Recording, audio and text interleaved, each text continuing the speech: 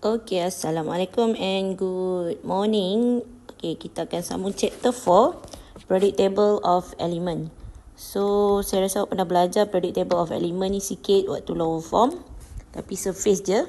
So, what will we learn in this chapter? Okay, first the development of the periodic table of element, and then the arrangement in the periodic table of element. So, how element is arranged in the periodic table. And then we will learn about element in group 18, in group 1, group 17. Okay, we will learn about the chemical properties, the physical properties. And then we will learn about element in period 3. And the last one, the transition element or the transition group. Okay, so the keyword. Okay, apa yang kita akan jumpa selalu ni? Periodic table of element, and then groups, period, noble gases, alkali metal, halogen and metalloid. The last one is transition element. So this is the periodic table of element. Okay, so how this element, how the element in the periodic table is arranged. Okay, so first kita akan tengok dia punya historical dia lah. So development of the periodic table of element in the periodic table. So the first scientist is Antoine Lavoisier. Okay, Antoine Lavoisier classified element according to certain group such as gases, metal, non-metal, and metal oxide. Okay, and then however this classification was less accurate because he also classified light, heat and free compound into the group of element. Okay, yang biasanya sepatutnya elemen tu cuma unsur kan satu, tapi Antoine Lavoisier ni dia termasukkan sekali light, heat and compound. Okay, so and then dia kata beside there were several elements that were classified into the same group but show different chemical properties. So secara kesimpulannya inilah apa yang Antoine Lavoisier buat. Okay, less accurate because also classified light, heat and compound. Okay, next scientist is John W. Dobreiner. Okay, Dobreiner found that the atomic mass of strontium atom was similar to the average mass of calcium atom and barium. Okay, so kat sini kejap ya, Dobreiner Okay, Dobreiner dia kata average mass of strontium was the atomic mass of strontium was similar to average mass of calcium and barium. Maksudnya apa yang dia buat kat sini, mass of barium plus calcium divide by 2, dia akan dapat mass of strontium. Okay, itu apa yang Dobreiner buat lah. So this element had the same chemical properties, and then similar condition occurred with chlorine, bromine and iodine. Maksudnya chlorine and iodine, plus we add the atomic mass of chlorine and iodine, and then divide by 2, we will get bromine. Okay, so the group consisting of these three elements was named triad. Triad Dobreiner lah nama dia. The Dobreiner classification was limited to several elements only. However, his classification showed a relationship between chemical properties of element and atomic mass. So, inilah apa yang dia buat, triad element. Okay, so ingatlah kalau Dobreiner ni ingat triad element. Okay, so limited to several element only. So masih lagi gagal. Alright, the third scientist is John Newlands.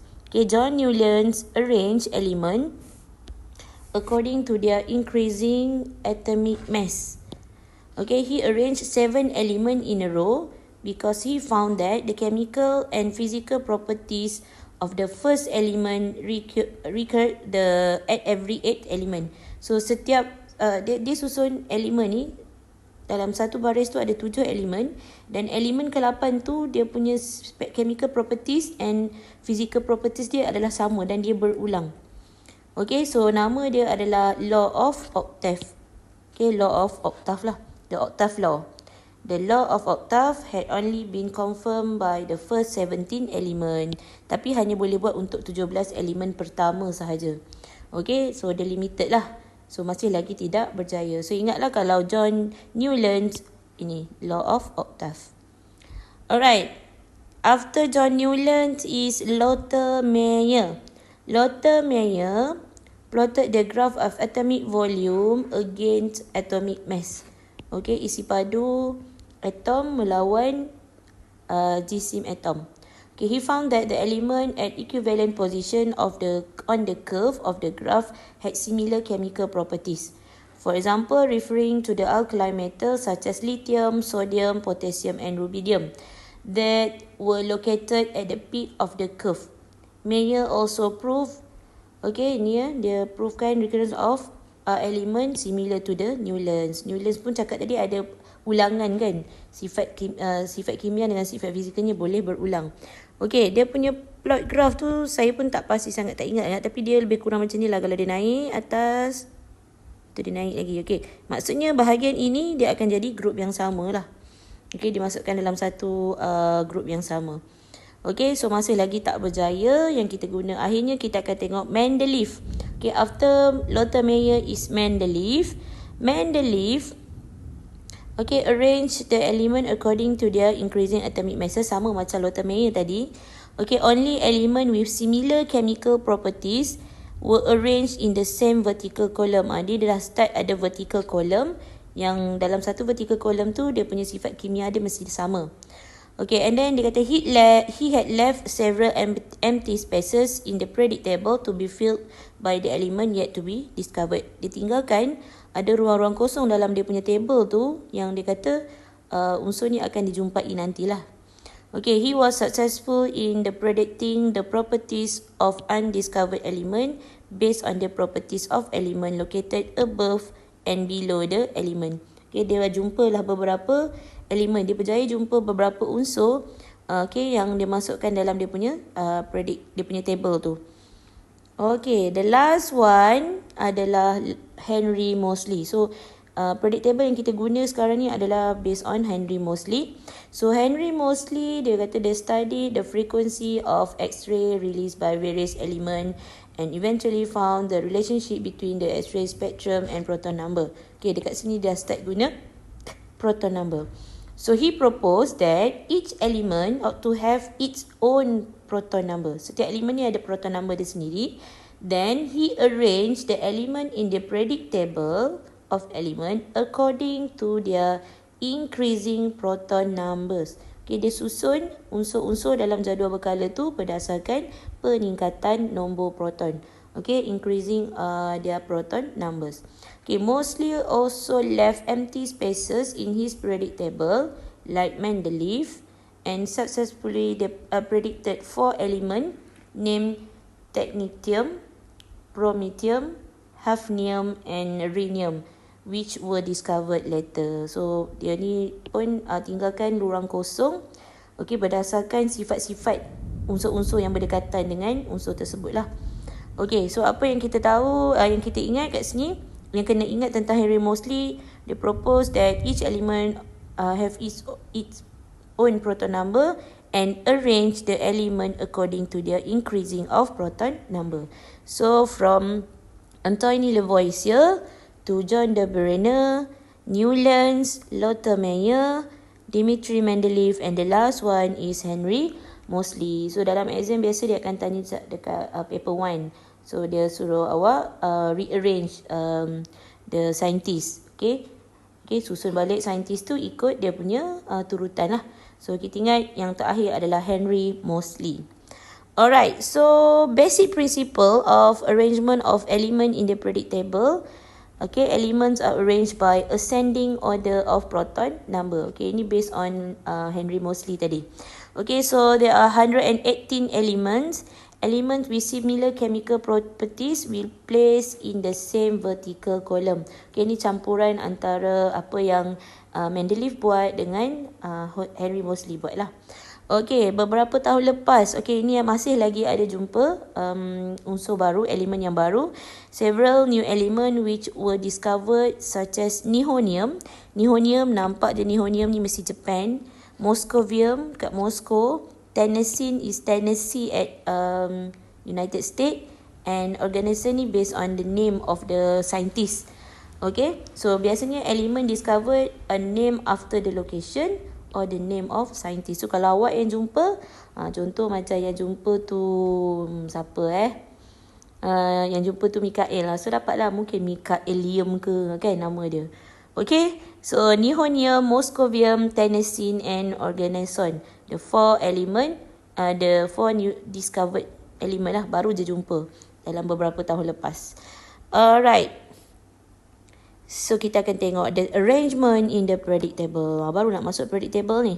Okay, basic principle dia tadi ingat basic principle ascending order of proton number. So dalam exam biasa tanya state the basic principle to arrange the element in the periodic table. So the answer is ascending order of proton number. Okay, pertambahan bilangan pertambahan nombor proton. Okay, so in the periodic table we have group and period. So what is group? Group is the vertical column in the periodic table of element, while period is horizontal row in the periodic table of element. So group ni adalah apa bahasa Melayu dia, vertical column is lajur mencancang dalam jadual berkala unsur. Period ni horizontal row adalah baris mendata, baris mengufuk.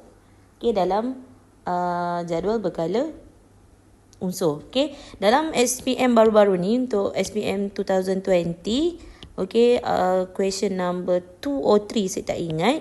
Okay, first question dia state the meaning of group. Apa yang dimaksudkan dengan group?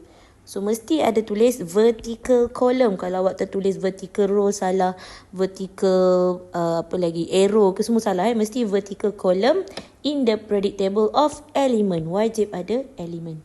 Okay, so itu group and period horizontal row. So this is the periodic table. Okay, so period. So this is period number 1. Okay, kalau kita tengok sini period number 1 we have hydrogen and helium. Period number 2, sorry bukan period number 2 period 2. Jangan tulis period number 2, number tak payah. Period 2. Okay, this is period 3. Okay, period 4 and until period 7. So 7th period in the periodic table. And we also have group. So what is group? Group is the vertical column. So this is group. Oops. Okay, mana ni? Okay, this is group. Group 1, group 2, group 3, 4, 5, 6, 7, 8, 9, 10, 11, 12, 13, 14, 15, 16, 17, 18. So there are 18 group in the periodic table. So group 1.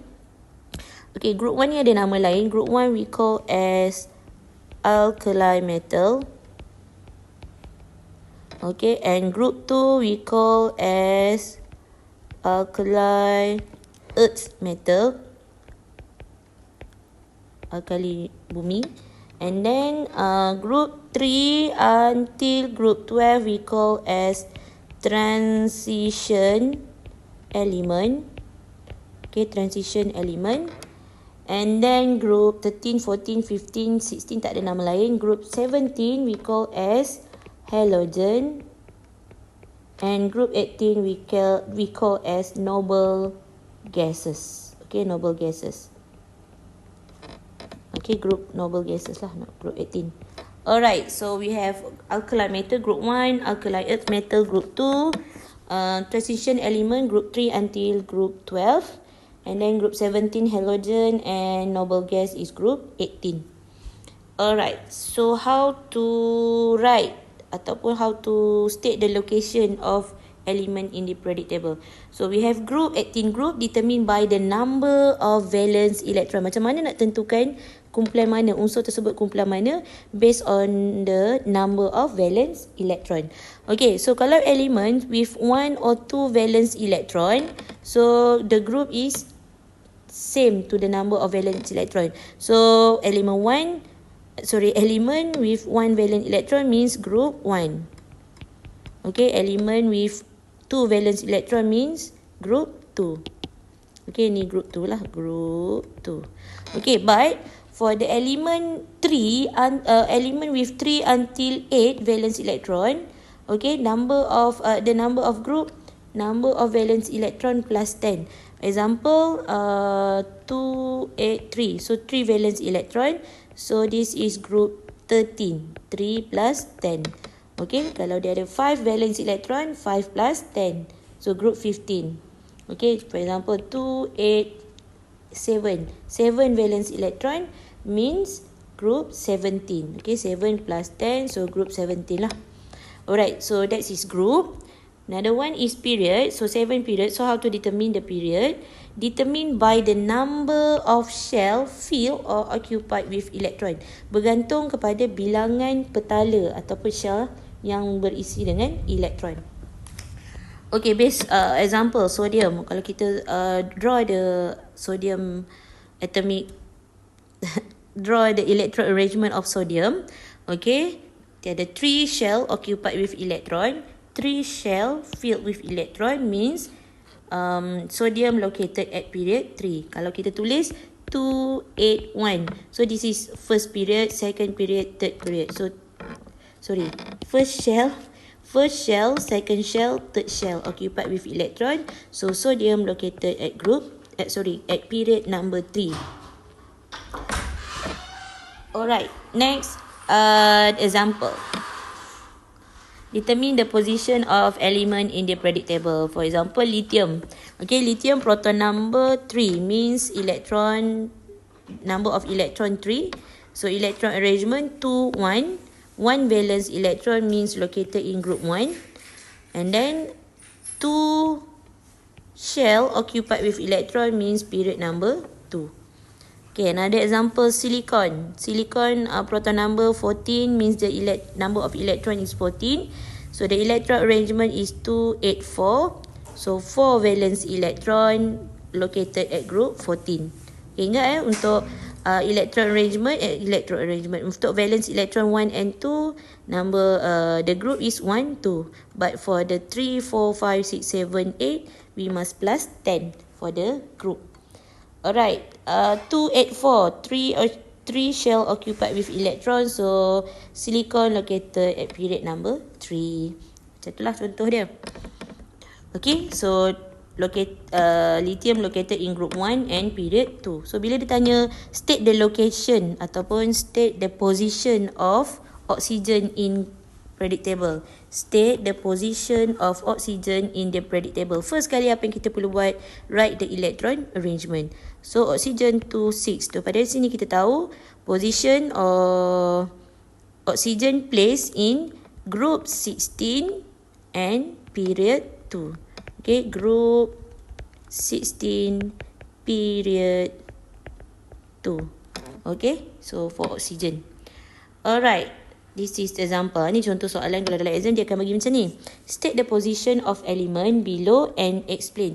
Bila dia sebut position, mesti ada group and period.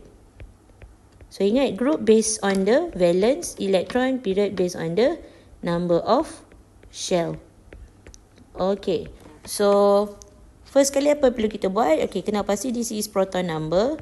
So proton 20 means electron also 20. So electron arrangement is 2, 8, 8, 2. Ni ingat baliklah chapter 2 dulu kita dah belajar. Okay, 2, 8, 8, 2. So this is valence electron. Okay, valence electron 2 means X place.